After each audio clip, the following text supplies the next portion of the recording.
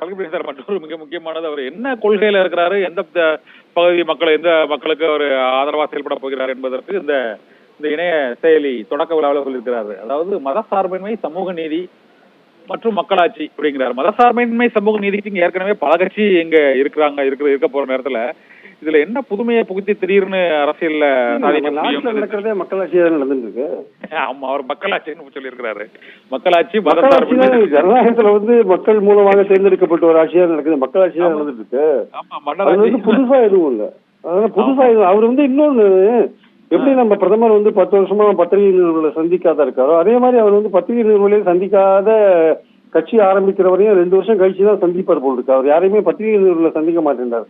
நம்மளுக்கு பத்திரிகைகளுக்கு பத்திரிகையாளர்களுக்கு இருக்கிற பல சந்தேகங்களை கேட்கறதுன்னா அவர் பேசணும். அவருடைய பொதுச் செயலாளர் யாரும் புஷி யாருன்னு ஒருத்தர் பேசுறாரு. பட் அவர் விஜயோட கருத்துக்களை முழுமையா சொல்றாரா தெரியாது. அதனால அவர்கிட்ட ஏதோ ஒண்ணு கேட்டா அவர் சொல்றாரு, நீங்க போய் செய்தி தொடர்பாக பாருங்க, அவங்கதான் உங்களுக்கு பதில் சொல்லுவாங்கன்னு அவர் சொல்றாரு.